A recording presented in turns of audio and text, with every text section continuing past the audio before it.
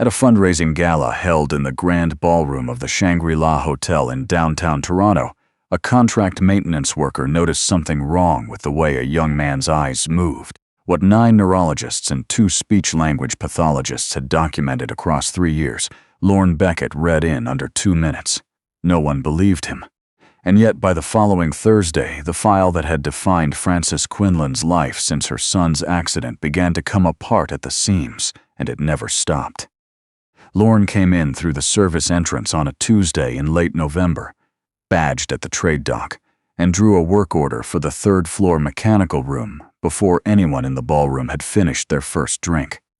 He had been doing contract maintenance for prestige venue services for 4 years. Before that, 8 years with the Canadian Forces as a forward medical technician, 2 deployments to Kandahar, 1 to the Golan Heights, and more field triage than most civilian physicians saw in a career. Before that, 32 years of a life that had included Pauline. Pauline had died 4 years ago, after 18 months of being told by 3 different physicians that her breathlessness and fatigue were anxiety, possibly depression, likely related to her age. She was 51. The cardiologist who finally diagnosed her hypertrophic cardiomyopathy did so 14 months too late. Lorne had sat in that office and listened to the explanation with the same flat attention he had learned in field tents, and what he understood sitting there was that the failure had not been expertise. It had been looking. Nobody had looked at her. Their son Jamie was 24 and finishing a degree in civil engineering at UBC. The tuition shortfall was $11,000 a year. Lorne filled it with contracts. Frances Quinlan arrived at the gala at 7:15, and the room recalibrated around her. She ran Quinlan Development, one of the largest commercial real estate groups in Ontario, and she chaired the foundation that carried her family's name. She had managed both since her husband's death and had managed something else alongside them for 3 years. A silence in her house that had no explanation anyone could adequately give her. Adam Quinlan was 26. He sat near the far end of the main table when Lorne passed through the room at 8:15, making a note about a failing ballast in one of the ceiling fixtures. Adam had a glass of water he had not touched and a small text-to-speech tablet on the table in front of him, a device that had become, over 3 years, the only voice he used. The accident had happened in February 3 years ago. Adam had been a passenger in a car that crossed a center line on the highway outside Kingston. The other driver had walked away. Adam had sustained a skull fracture, cervical soft tissue damage, and a small contusion to the left frontal lobe near the region that coordinates speech production. He had come out of surgery with no motor deficits and near-complete cognitive function intact. He had also come out unable to speak. 9 neurologists had reviewed the imaging. 2 of them were from the University of Toronto's neurology department.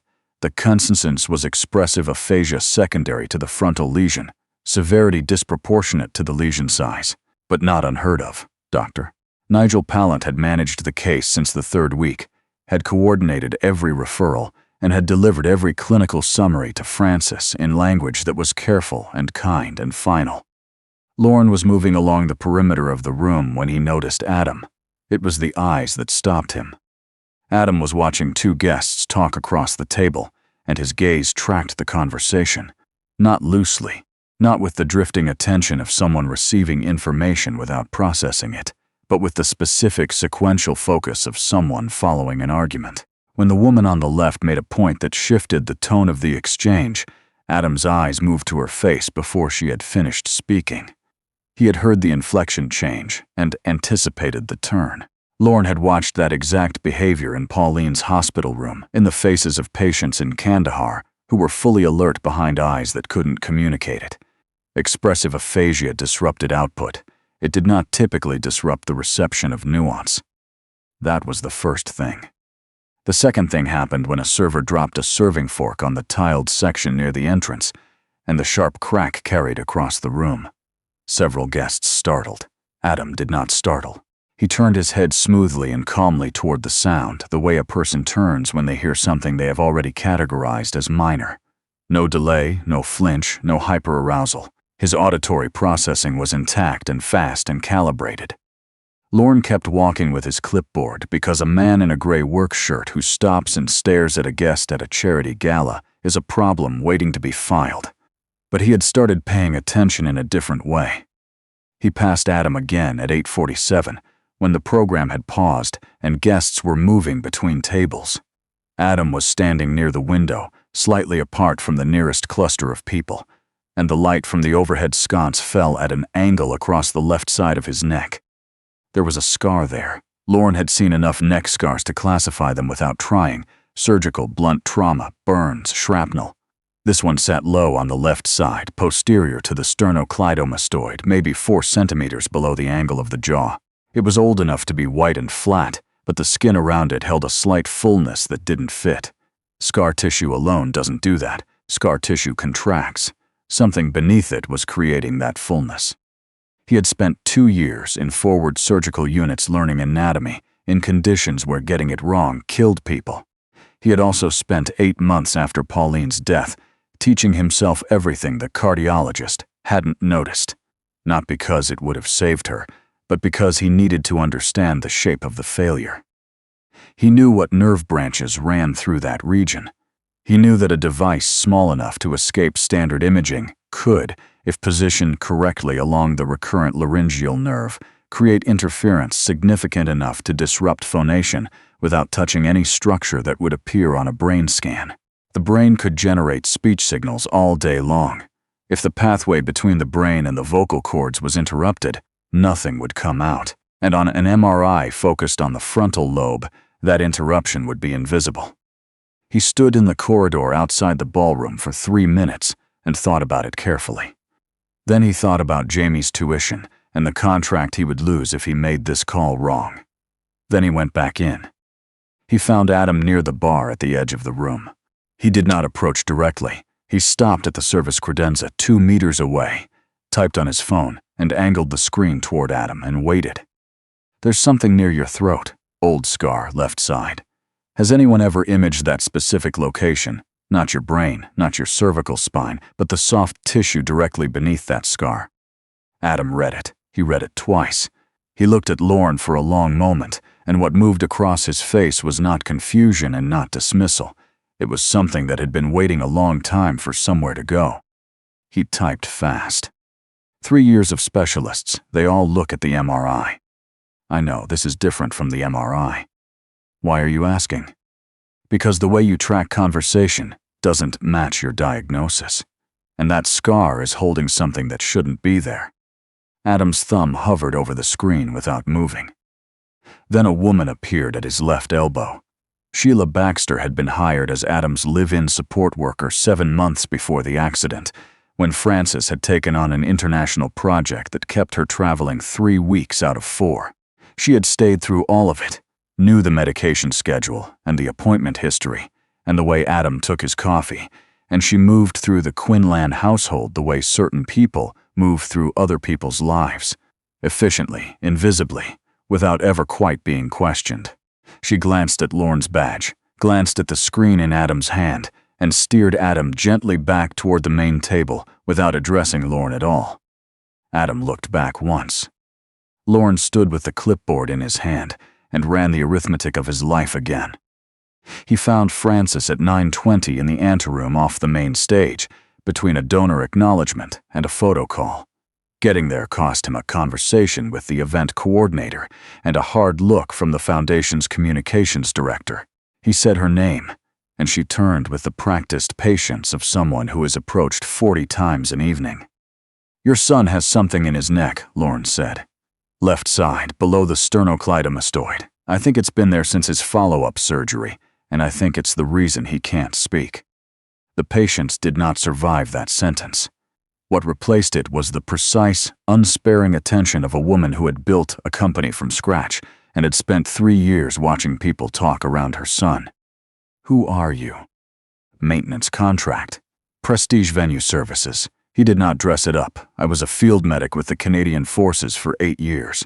I've seen a lot of throat trauma and a lot of surgical sites. That scar is holding something. Dr. Pallant reviews his case every 4 months. And the imaging protocol covers the frontal lobe and the cervical spine. That's where the injuries were. That's where the accident injuries were," Lorne said. There's a region 3 centimeters below that scar that none of those protocols would reach on a standard slice thickness. A device positioned there, along the branch of the recurrent laryngeal nerve, can suppress phonation without leaving any trace on a brain scan. The frontal lesion is real. I'm not disputing that. But a mild Broca's lesion does not typically produce complete, stable, zero-recovery mutism for 3 years. That is not what the literature describes. What the literature describes for peripheral laryngeal interference looks exactly like what your son presents. A man appeared at her right shoulder before she could answer. Terence Alt had sat on the Quinlan Foundation board for 7 years and on the development company's advisory committee for 5, and he had a talent for arriving exactly when his presence might be most useful to him. He scanned Lorne's badge with the measured contempt of someone who had learned to project it economically. Is there a problem here?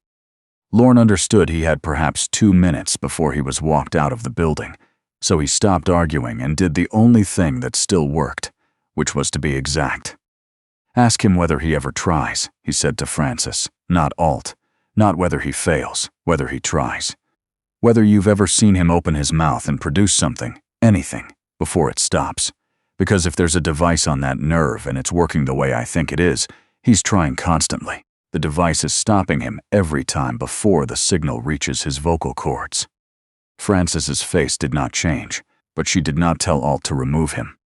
The frontal lobe lesion is real, Lorne said.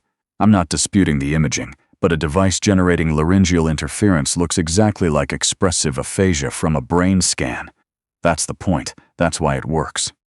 Alt said something measured about professional judgment and the venue's protocols. Francis looked across the room to where Adam was sitting and the thing she had been doing for 3 years. Finding her son across rooms, reading the space around him, looking for the thing that didn't fit, shifted into focus. She had watched him try. She had never said so to Pallant, because she didn't know how to describe it without sounding like a mother who couldn't accept what she'd been told. But twice in the last year she had seen Adam open his mouth in a quiet room and nothing come out, and his face afterward had not looked like someone who had failed to retrieve a word. It had looked like someone who had been cut off mid-breath. His badge number, Francis said. Lorne handed the badge over himself because it was faster. She looked at it, then at him. Understand what you're telling me. If you're wrong, you're not just wrong. You're a man who walked up to a woman at a charity event and told her that 3 years of her son's life were a failure of medicine she trusted. I understand. Say it again knowing that. There is a device near your son's left laryngeal nerve, Lorne said, and it is the reason he cannot speak. The communications director called her name from the anteroom. Alt said something about the photo. Francis Quinlan stood in the noise of a room full of people having a pleasant evening and thought about a man who had described her son's face more accurately than anyone with a medical degree had managed in 3 years. Dr. Roberta Finch, she said to her assistant. Neurosurgery and peripheral nerve, Sunnybrook. She consulted on the 2nd-year review and Pallant overruled her on the peripheral imaging component. Get her on the phone tonight. Alt's expression thinned. Francis handed the badge back without looking at it. 7 in the morning, Sunnybrook. If you're not there, I'll assume you were guessing. I'll be there. She was already turning toward the anteroom, already assembling the version of herself that 200 donors had paid to see. Across the ballroom, Sheila Baxter watched her go. Then she watched Lorne. The glass in her hand did not move. Lorne finished the shift. He signed out at the trade dock at 11:15, drove the 401 home with the radio off, and sat in his parking lot for a while thinking about a young man whose eyes tracked a conversation with the precision of someone fully present inside a body that had gone silent. He called Jamie from the car and said nothing about any of it. At 7 the following morning, he was at Sunnybrook in the same work shirt because it was the cleanest one he could find on short notice. Dr. Roberta Finch was 41 and had spent 2 years being politely sidelined on the Quinlan case. She met them in the imaging suite at 7:20 with the focused expression of a woman who had been called at 11:30 the previous night and had not slept. She had flagged, in her 2nd-year consultation, that the standard imaging protocol did not adequately cover the lower cervical soft tissue lateral to the carotid sheath. Pallant had documented the concern and explained that it fell outside the clinical question. The file had closed, and Finch had gone back to a schedule of 35 patients a week. The target scan took 22 minutes. Finch did not describe the result. She turned the monitor to face Francis directly, which was the first time in 3 years that it happened. The object sat against the posterior wall of the carotid sheath, lateral to the left vagus nerve, in contact with the external branch of the superior laryngeal nerve. It was small, roughly the diameter of a grain of rice, elongated, with a housing that curved to match the specific anatomy of that location. A coil structure visible in the imaging suggested inductive function. It drew from ambient electromagnetic fields, which was why it had operated continuously for 3 years, without any external component ever needing maintenance or replacement. It generated no heat signature detectable on the scans in Adam's file. It appeared in none of the 11 prior imaging studies, because every study in the file had been acquired at a slice thickness and field of focus specified in writing, and that specification was in Pallant's handwriting. Finch set the prior imaging parameters beside the new acquisition and said nothing editorial. She let Francis read them herself. Francis looked at the screen for a long time. She had built a company on her ability to identify when a number was lying to her. She had never once applied that ability to her son's file, because applying it would have meant treating 11 physicians as a set of propositions rather than a wall. She understood now that the wall had been the point. Adam was in the room. Nobody had needed to explain anything to him. He had lived 3 years inside a diagnosis that never matched what his body kept telling him, and he had learned, eventually, to stop trusting what his body said. He looked at the image on the monitor and then at Lorne, and what moved through his face was not relief yet. It was recognition, the specific recognition of someone who has been told for a very long time that what they experienced was not real. Surgery was scheduled for the following Friday. Finch performed it herself, a microsurgical approach through an incision along the existing scar, 2 hours and 50 minutes, most of it spent separating the device from the nerve sheath without causing further damage. The object came out intact. She sealed it in an evidence container rather than a specimen jar, because by the time the procedure ended, she understood what she was holding. Lorne waited in the surgical family area for all of it. He had taken an unpaid day. The venue services company had called twice about a complaint filed by a foundation board member. He returned neither call. What followed the surgery did not look like any version of recovery anyone had imagined. Adam woke and tried to speak and nothing came out, and the nothing was so familiar that he did not panic. It took 4 days before the first sound emerged, involuntary, not a word, a low exhalation of air across the vocal cords that startled him because it was the first time in 3 years he had heard himself. Finch explained it in the hallway in the careful voice physicians use for news that is complicated rather than bad. The nerve function was intact. The device had generated a continuous interference pattern since shortly after Adam's initial surgery, meaning that for 3 years, his brain had been producing speech signals that were being intercepted before they reached the larynx. The challenge was that 3 years of suppressed output had disrupted the brain's feedback loop. The motor sequences for speech existed. The auditory confirmation that speech had occurred did not, because it had never been allowed to occur. Adam would need to rebuild that loop from the ground up. "What does that look like in practice?" Francis asked. "Intensive rehabilitation. The standard protocol is 2 sessions per week with a speech-language pathologist." Finch rubbed her eyes. For this specific presentation, peripheral suppression with intact central architecture, 2 sessions a week is not going to be enough. The brain needs daily repetition in a controlled acoustic environment to rebuild the feedback loop. That's not a criticism of anyone. It's a structural limitation of what any standard outpatient schedule can provide. Lorne was standing near the window with a cup of vending machine coffee he hadn't opened. He recognized precisely what Finch had just described, because he had built a version of it, slowly and imperfectly, in a house on the east side of the city. In the 2 years he had spent caring for Pauline while her nervous system failed. He knew what the standard schedule provided, and he knew what filled the space the standard schedule left empty. He waited until Finch had gone before he said anything. He needs someone in that room 6 hours a day, not an hour twice a week, 6 hours 5 days. And it has to be the same person for the first month, because the first month is going to be mostly refusal, and you can't rebuild a motor acoustic feedback loop with someone he's still learning not to resent. Francis turned and looked at him with an expression he couldn't read. Are you applying for something?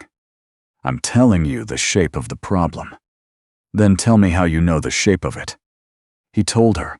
He told her about Pauline, about the 2 years of sitting in a room while she worked through exercises that the rehabilitation team assigned, and then left them alone to do.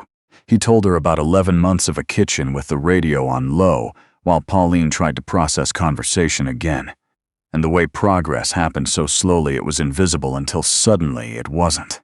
He told her that the reason this kind of rehabilitation didn't exist as a formal service was that no system anywhere was built to pay one person to sit in one room for 6 hours a day and be wrong 9 times before something worked on the 10th. I'm not clinical, he said. Finch runs everything clinical. What I'm describing is the part between her appointments, which is currently nothing. Frances had spent 3 years being managed by a physician she trusted, and the managing had cost her son 3 years.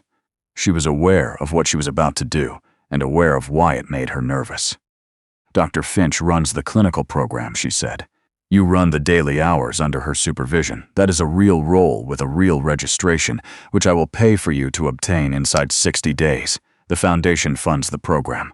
And when something goes wrong, and it will, I need to know about it before it becomes something I'm managing instead of solving. That's the only condition. That's the only part I can promise, Lorne said. She made the call from the corridor. Whatever the venue services company had intended to do about the complaint, they did not do it. The first month went the way he said it would. Adam refused sessions 6 times. On the 11th day, he signaled clearly that he wanted to stop, and Lorne stopped, and they lost the afternoon. Losing it turned out to be the only thing that made the next morning possible. The work itself was almost embarrassingly small. One sustained tone, low and soft until Adam could produce and hold it. Then 2 tones separated by a wide interval and the task of matching them, then a vowel against silence, repeated until it stopped being effort and became something the body did without checking first. 6 hours, 5 days a week, with Finch running formal assessments every other Friday, adjusting nothing in the first 2 months because there was nothing yet to adjust. The forensic question ran in parallel. Finch had sent the device to an independent engineering laboratory, and the report came back in the 3rd week. The object had no clinical designation and had not been submitted for regulatory approval in any jurisdiction. It carried a serial number traced to a prototype fabricated by a research subsidiary acquired 4 years earlier by a holding company in which Terence Alt held a significant private interest. Frances read that paragraph in her office and did not move for 2 full minutes. She retained outside forensic accountants the same day through counsel separate from the company's general counsel. What came back over the following 5 weeks was not a single incident but a structure. The follow-up surgery during which the device had been implanted had been performed at a facility credentialed through Pallant's clinical network. Sheila Baxter had been hired 10 days before Adam's accident, not after, through a recruitment firm connected to a board referral traceable to Alt. On 3 documented occasions, Baxter had rescheduled Adam's imaging appointments in ways that routed them to a different technician and a different parameter protocol. Pallant's practice had received significant referral revenue from Quinlan Development through an indirect pathway running through 2 intermediary firms. Underneath all of it sat the same architecture. Frances had been distracted for 3 years. Distracted meant absent from meetings. Absent meant that the votes she should have controlled had gone other ways. The forensic accountants found 11 board resolutions passed in her absence across 3 years, and 2 asset transactions routed through entities connected to Alt's personal holdings. Frances understood, looking at the file, that her son had not been the target. Adam had been the mechanism. That was worse than anything else she found, and she could not say it aloud to anyone, including Adam, including Lorne. She gave counsel one instruction: build it completely and file nothing until she said. Alt moved first, the way people like him always move, procedurally. At the November Governance Committee meeting, he raised the rehabilitation program with a folder and the tone of a man performing reluctant duty. The program was operating with an unlicensed individual directing daily patient contact. That individual had been credentialed as a support worker only since September. His first contact with the patient had occurred while he was employed as a contract maintenance worker at a foundation event in a service corridor, without any clinical introduction or authorization. I raise no question about his intentions, Alt said to the table.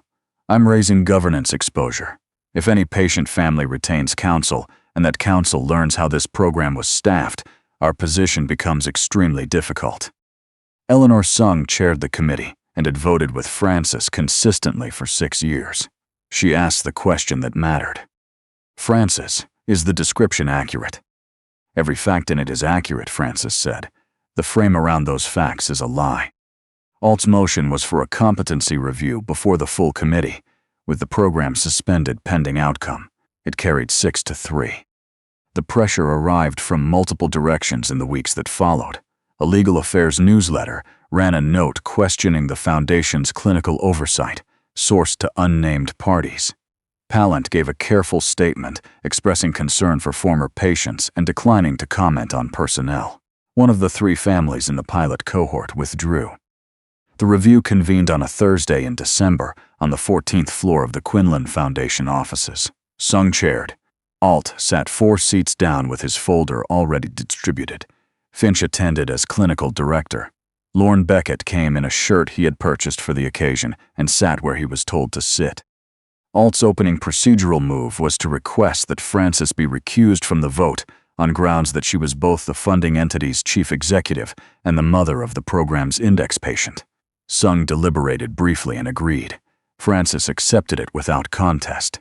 She had spent 2 weeks preparing to lose this vote, and had decided that the only thing she still controlled was whether she was truthful in front of it.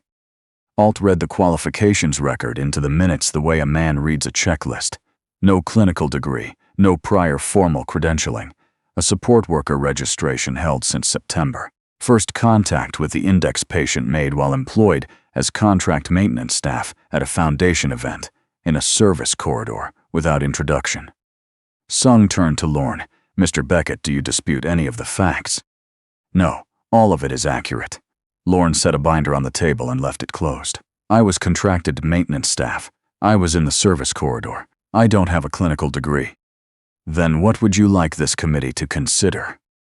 He had thought about this for 3 weeks, in the gaps between sessions. What he had arrived at was that he had no credential to compete against and shouldn't pretend otherwise. Dr. Finch runs the clinical program. Every assessment, every protocol change, every signed document is hers. What I do is the hours between her appointments. He slid the binder towards Sung. 6 months ago, those hours were empty. Not because no one cared. Because no funding model anywhere covers one person in one room for 6 hours a day. That's not a clinical impossibility. It's a scheduling problem that got reclassified as one because calling it an impossibility was cheaper than solving it. Sung opened the binder. It held 94 days of session logs, each trial timestamped in Lorne's handwriting and countersigned bi-weekly by Finch. Alt noted that records prepared by the individual under review were not independent evidence. Finch answered it. She had been politely overruled on this case for 2 years, and those 2 years had taught her something about what careful silence costs. She placed 4 assessment reports on the table. At the time of surgical removal, Adam's assessed phonation output was 0 3 months into the daily protocol, 18% functional vocalization on a standardized instrument. At 6 months, 54%. She set 2 additional files alongside. There is no published rehabilitation series for peripheral laryngeal suppression at this duration, because no one has documented a case at this duration. This is that series. 1 additional patient is currently enrolled and showing measurable gains. Both are run daily by Lorne Beckett from a written procedure he produced because he had to hand it to someone else. Alt said that outcomes did not resolve the governance question, that a good result obtained through an improper channel was still an improper channel. Frances spoke then, and she had been silent for 40 minutes. I've been recused from the vote, and I accept that. I'd ask the minutes to record that what follows is offered as the mother of the patient, and that I understand it may cost me more than the vote would have. Sung said the record would reflect it. 3 years ago, my son went mute. 11 specialists confirmed it.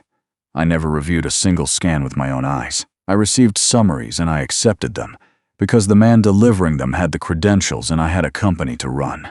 I told myself those two things were not in conflict. She paused. They were not separate things at all. They were the mechanism. Nobody at the table moved. There is a device in an evidence container at Sunnybrook that was implanted in my son's neck during a follow-up surgery I authorized. It generated interference against his laryngeal nerve for 3 years. Every imaging study he received was acquired at parameters specified in the handwriting of the physician managing his care. That is not an oversight. She let it sit. I am not arguing that credentials don't matter. I'm telling this committee that in this case, credentials were the instrument used to stop anyone from looking further. 11 qualified physicians reviewed my son over 3 years and produced silence. A maintenance contract worker looked at him for 90 seconds and was right. That is not a case for less rigor. It is a case for looking. Sung called the roll alphabetically. After 5 names, it stood 3-2 for suspension. The 4 remaining votes were the ones Alt had counted on. Adam had been sitting against the wall behind his mother's chair since the meeting began. Finch had wanted him present. Frances had not wanted to leave him in the corridor. He had followed perhaps half of the spoken content. 54% word discrimination meant that a room of 11 adults talking over one another was still largely inaccessible, and he had spent the hour doing what he now did constantly, pulling recognizable shapes out of the wash of sound and building meaning from fragments. He had been working on one word for 7 weeks, 2 syllables. The first was manageable. The second kept dissolving before the feedback loop caught it. Lorne had logged 41 attempts in the session binder. The most recent entry from the previous afternoon recorded a fragment, less than a second, incomplete, but there. Sung read the 6th name. Adam stood up. He was not holding the tablet. Mum. It came out uneven, the second syllable swallowed before it finished, and completely unmistakable. And it landed in a room that had spent the past hour arguing about whether the process that produced it had been correctly documented. Frances Quinlan, who had not cried in front of a board table in 6 years, put a hand over her mouth and did not manage to say anything at all. Sung sat back in her chair. Alt looked down at his folder. Sung finished the roll. The final 4 members voted against suspension. The motion failed 6-3. The filings went out the following Monday. Pallant's license was suspended pending proceedings. The handwritten imaging specifications moved the case from negligence to deliberate concealment, and once the Provincial Medical Regulatory Authority received that document, the professional consequences accelerated faster than the civil ones.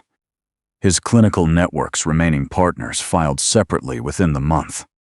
Baxter, under a cooperation arrangement, provided investigators with the name behind the recommendation that had secured her hiring, the specific rationale behind each rescheduled appointment, and the structure of a payment arrangement that had run for 3 years through a consulting entity. Alt resigned from the board in January, citing other commitments. The letter prevented nothing.